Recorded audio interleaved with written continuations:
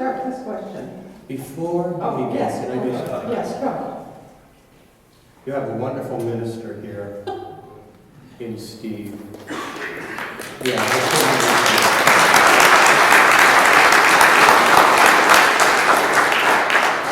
And Steve did a nice job of talking about his relationship with Greg Renstrom and seeing the acknowledgement that I put in my novel about Greg. But I have something I have to point out. Mark Twain once said the difference between the right word and almost the right word is the difference between lightning and a lightning bug. Okay? So Steve, who is a wonderful guy, indicated that I was thanking Reverend Robert Rollin and Reverend Greg Renstrom, two men who, Steve read, selfishly answered the call. In truth, they were two men who selflessly answered.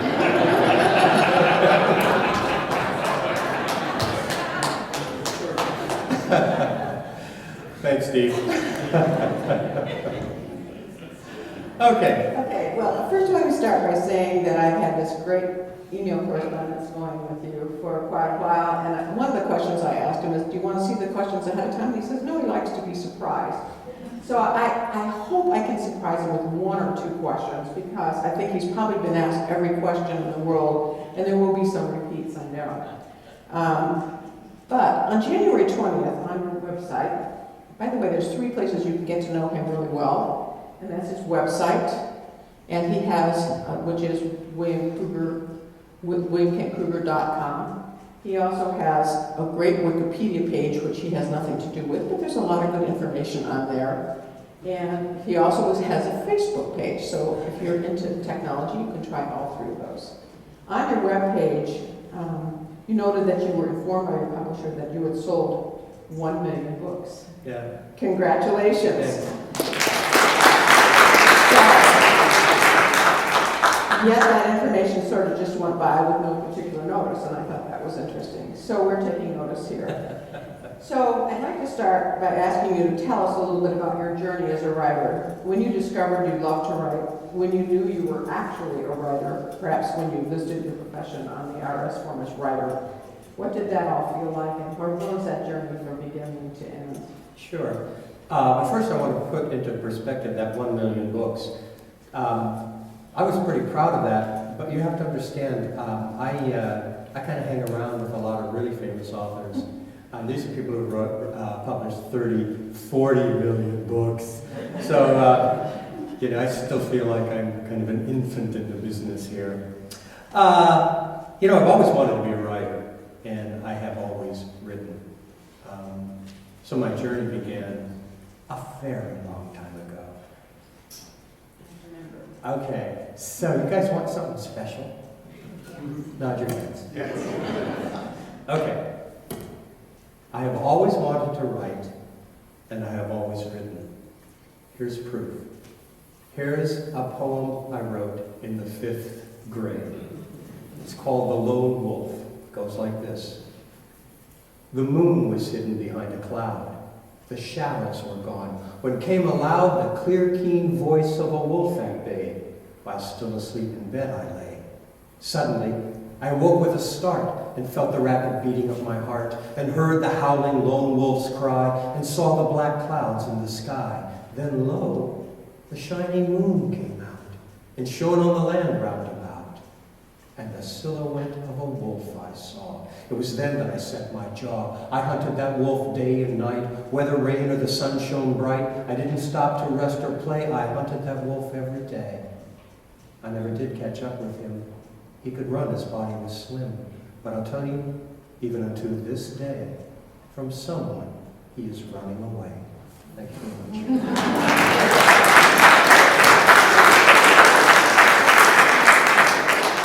So I've always written. I just served a very long apprenticeship before someone would actually publish my work. I kind of went about everything wrong early on. My father was a high school English teacher, and when I was 18 years old, he insisted that I read Ernest Hemingway.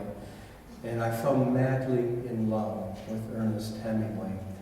Well, yeah, I liked his writing, it was okay, but what I really liked about Hemingway, I fell in love with that mythic image of Ernest Hemingway. There was this guy who'd been wounded in World War I and gotten a medal for it, and he became a famous correspondent, and he hung out with matadors, and he did big gun game hunting, and he was a legendary brawler and drinker.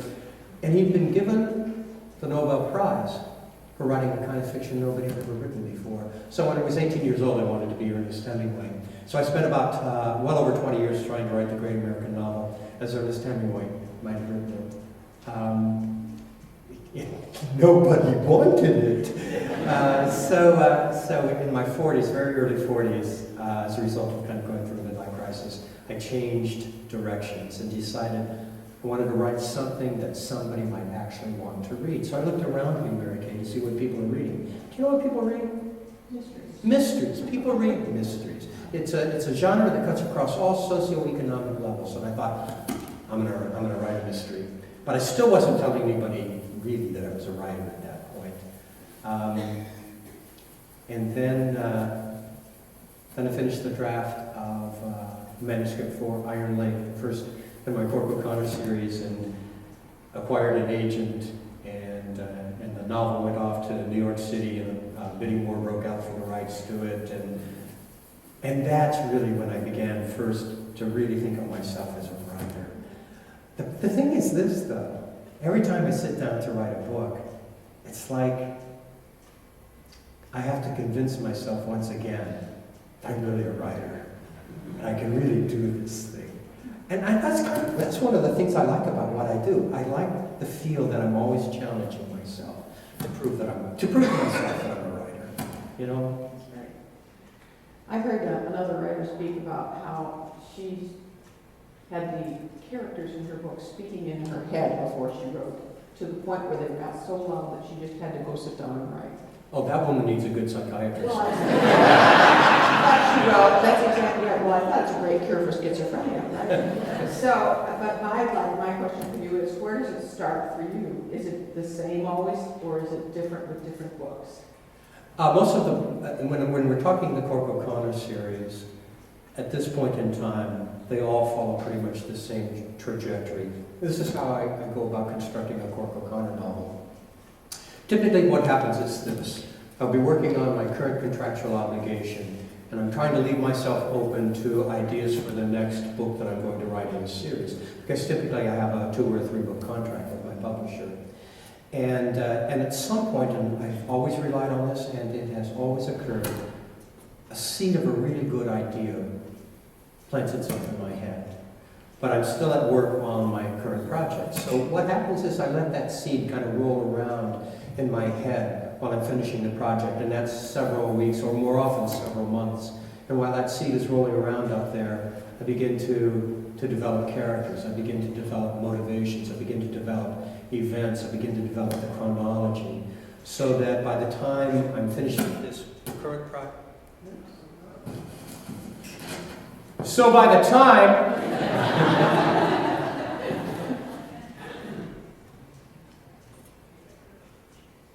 can you hear me? Yeah. Okay, backlight. So by the time I'm finished with my project, I have in my mind the whole next book. I know how it begins, I know how it ends.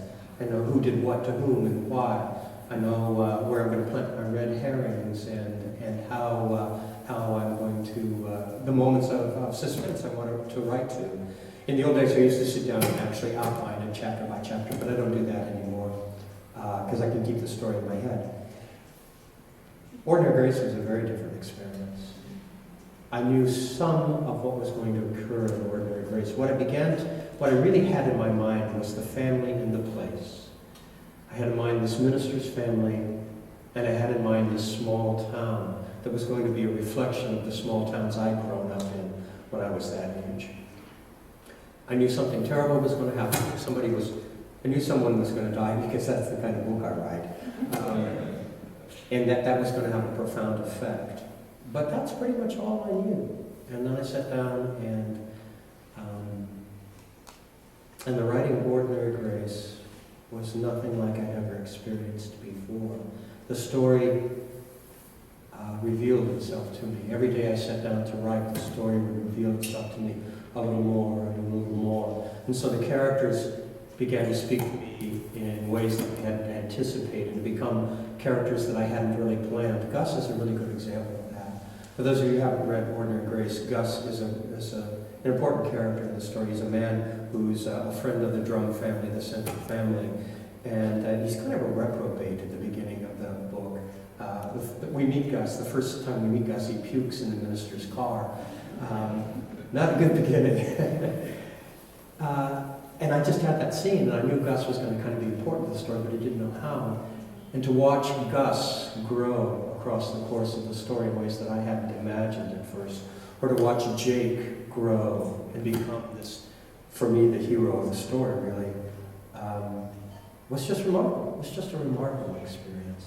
So it's not that I hear them speak to me in my head, but I live with them a lot so that I begin to know them well and love them, which is important. I mean, I think you have to love your characters, even the people who do evil things in your books, or you're not going to create them as human. So you started out writing in spiral notebooks in a coffee shop. Have you changed that routine at all?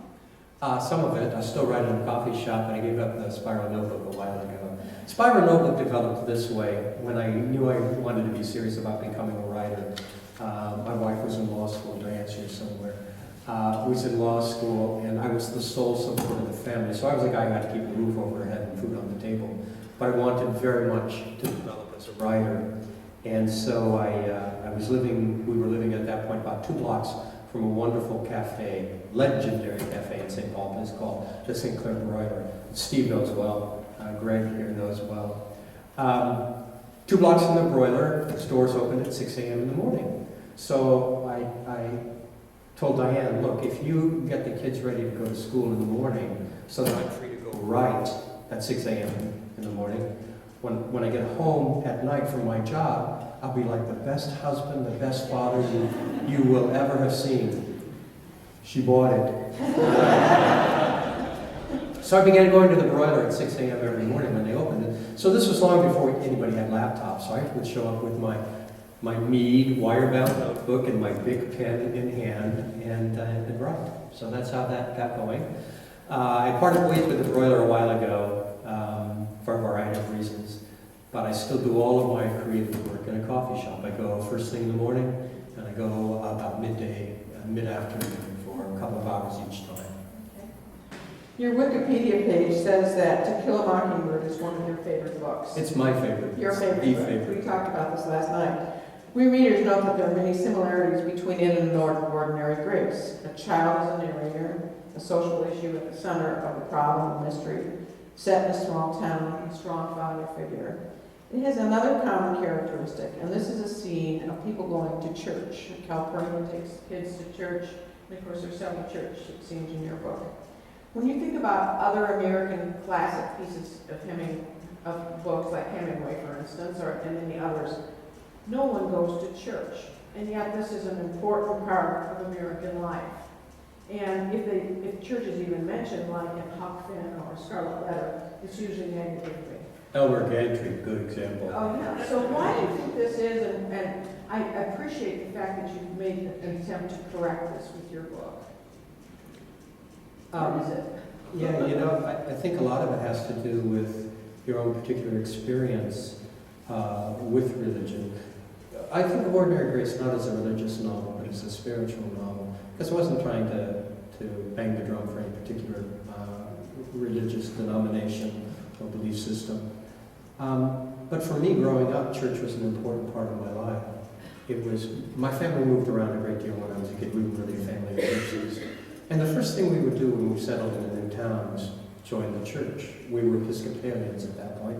So we would go to the local Episcopal church and join it, and become very quickly a part of a very loving, accepting community. So I grew up with really good, affectionate feelings about church. And apparently Sinclair Lewis, who wrote Elmer Gantry, didn't. I don't know about Mark Twain, probably not. So for me, I'm simply writing out of an understanding that this is particularly in the time frame for Ordinary Grace in the early 1960s, this was still a time when people did, church attendance was a part of most people's lives. And it was an important part. It was a part of the building of community among people. So that's the sense that I wanted to give the book. But I can see why it would be easy for someone to use the church as a punching bag, because the experience I had is not the experience a lot of people have had with religion, not the spiritual journey, which is something else, but with religion.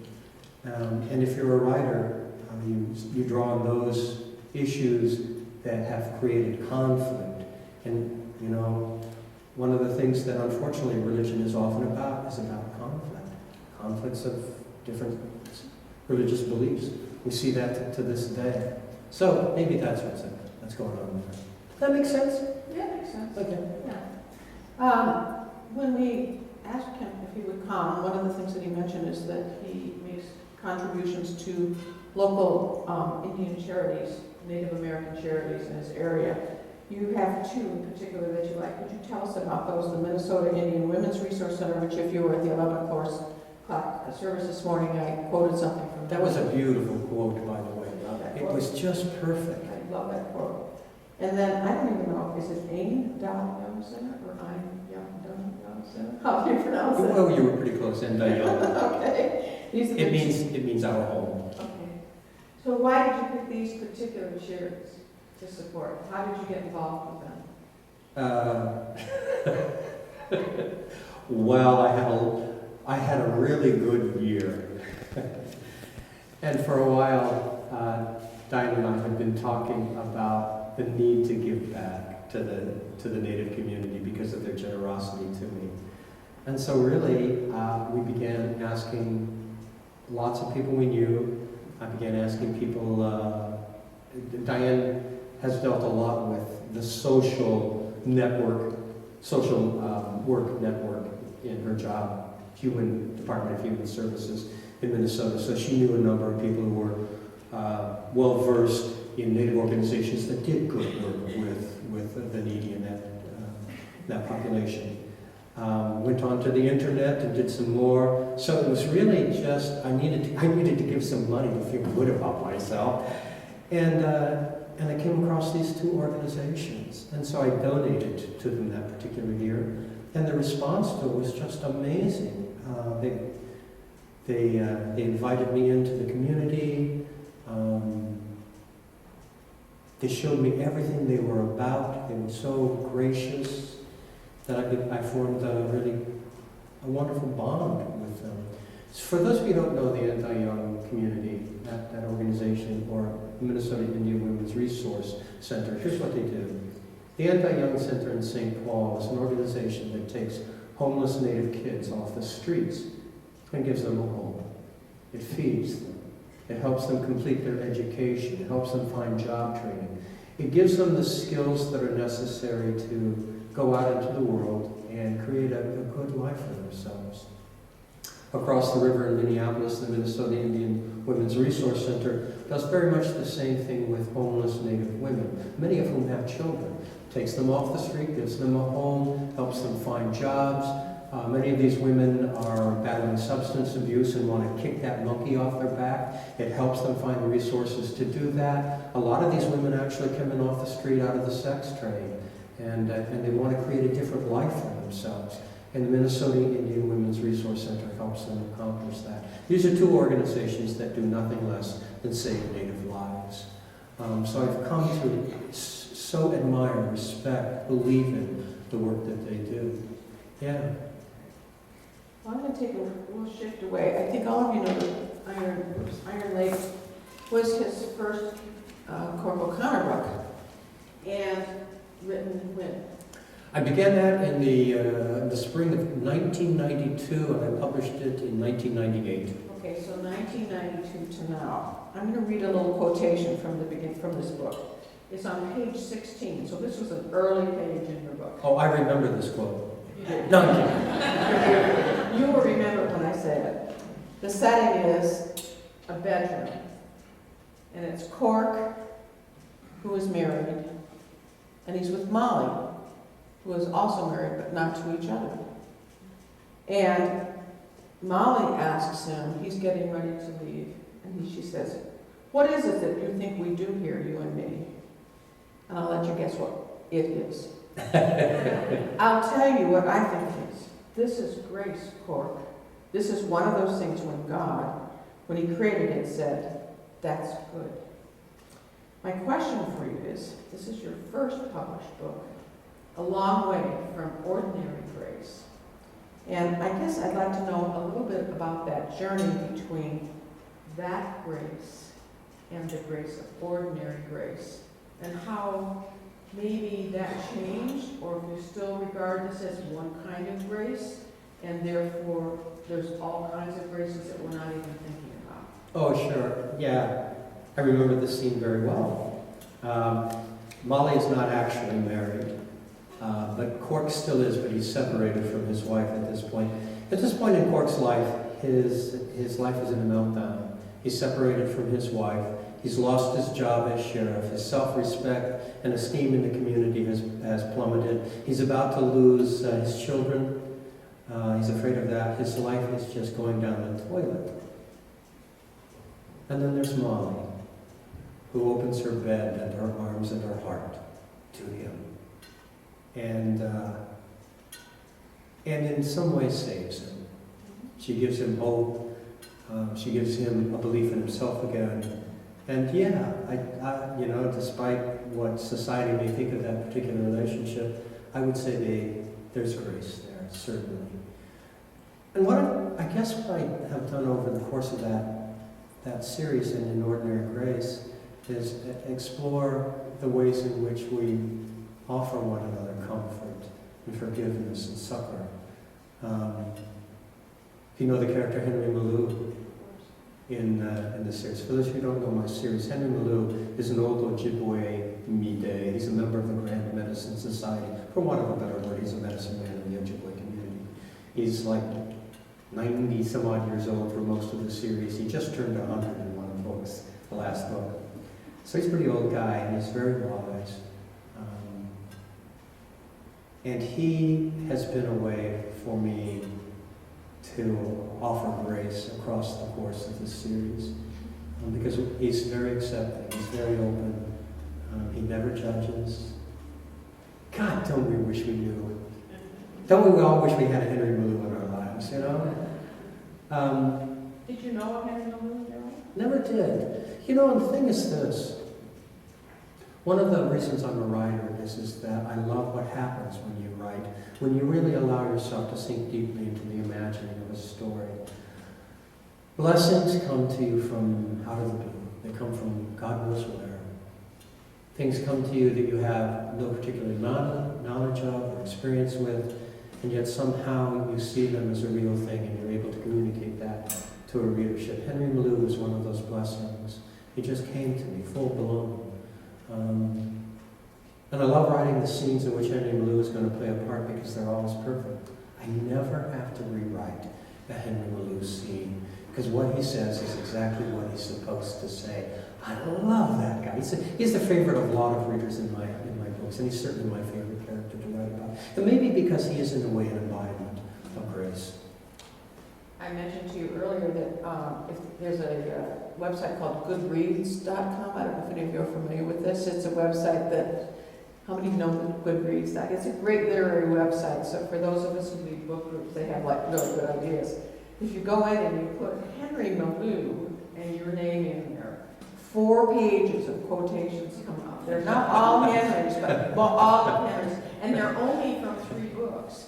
So, which makes you think, oh, that guy talks really a got lot. their work cut out for them. But if you want to find some of Henry Malou's comments without having to read all of the books to find them, that's a good place to start. This is another unusual question, maybe. You visited the students at Rolling Meadows High School when you were here last fall. And Ordinary Grace, I don't know if you all knew this, was one of the summer reading selections for kids at Rolling Meadows High School, which I just think is great.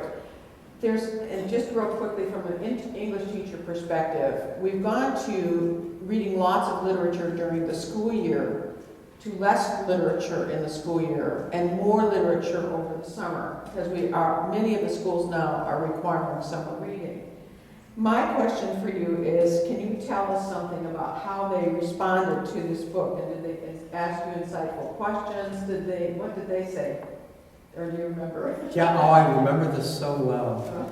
There were two groups of students there. There were students enrolled in the regular programs. There were AP students there. I think they were sophomore, juniors, and seniors present. And they all those kids sat in the back. But in the front two rows sat a group of kids who were involved in the AVID program, which is an acronym for something. But the kids in the AVID program were kids who came from families' backgrounds that would not necessarily prepare them to think of themselves as college material. So these were kids who wouldn't normally be encouraged to go on to college. But there were kids who'd been identified as having potential for college, and the AVID program was designed to help them begin to think of themselves as legitimate college material. So these two rows of kids, and they were freshmen and sophomores, they were only freshmen and sophomores. They might have only been freshmen, I don't remember exactly. These kids were amazing. And they read Ordinary Grace and they talked about it, and 95% of the questions I got came from the kids in AVID, and they were insightful questions, penetrating questions, sincere questions. So I loved that aspect of it. I would love to have had more questions come from the other high school kids. I don't know how many of you, high school, I was talking at lunch about this, high school students are the most difficult audience that I talk to. And for those of you who work with teenagers, you understand why. It doesn't really matter how interesting teenagers really think what you're telling them is. They always give you that look like, whatever, you know. So all of those kids in back were giving me that whatever look. And the AVID kids were just excited as all get out. I loved that. That's great. You quote Blaise Pascal on the front piece of Ordinary Grace. The heart has reasons that reason does not understand. Great quote, too. As an English teacher, that would make a great final essay question for the book for a class of students. And I think I would want to know how Ordinary Grace illustrates his quotation. What would you be looking for answers for that question? Do you know, I would look at Jake. If you remember Jake in the story, Jake acts so much from his heart. He understands things from his heart. And he doesn't always have a good logical reason for it, but he's usually right. And so Jake's heart has reason that reason can't understand.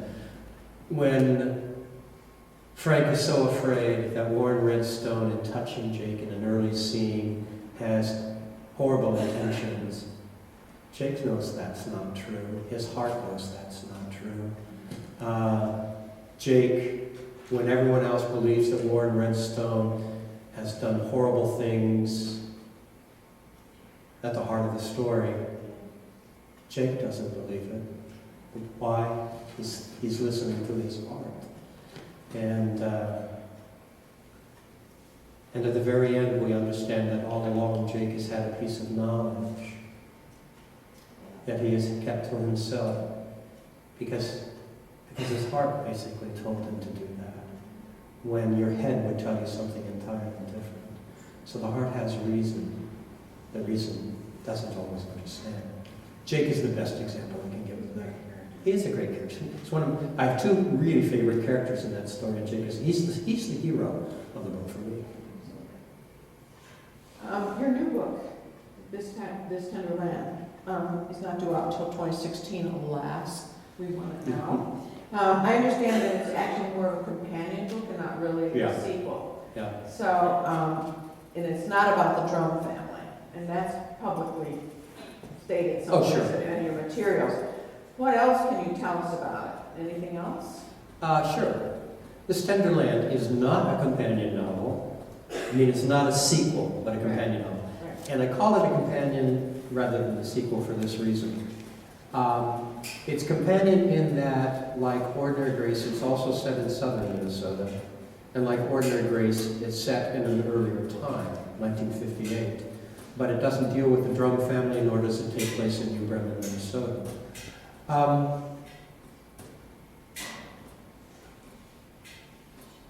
There's murder at the heart of it, because that's what I do. But in the same way that the death, that significant death at the heart of Ordinary Grace isn't what the book is about, the murder in This Tender Land is not what the book is about. Here's what Tender Land is about. I touched very briefly on a theme that was of significant interest to me in Ordinary Grace, and that was the great wounding that occurred for a whole generation of men who went away to World War II and the Korean conflict. That was my father. That was my father's generation. So these were men who went away to war boys. They were 17, 18, 19 years old. And when they came back, they were men very much changed. And these were men who had experienced horrific things, great woundings in body and in spirit. But when I as a kid, when I tried to talk to my father about it, he simply would not talk about that experience. And that was true for my friends and their fathers. These were men who simply would not open up about this great wounding. And so I touched on that in Ordinary Grace because Frank's father, Nathan Drum, comes back from World War II, a very changed individual. He went away to war thinking he was going to be a hotshot lawyer. He comes back so changed that he becomes a Methodist minister instead. And I wanted to go more deeply into that whole question. So at the heart of This Tender Land, it takes place in 1958, not that long after the end of World War II, not that long after Korea, is the question of how, when people have experienced war, experienced that great wounding of body and soul, how do you heal? How do you heal from that? It also involves women who, in their own lives, have fought so many battles, so many wars in their own ways, and have been wounded. And last but not least, it deals with the history of southern Minnesota, which is a history written in blood. In 1862, there was what used to be called the Great Sioux Uprising in southern Minnesota. Now we call it the Dakota Conflict.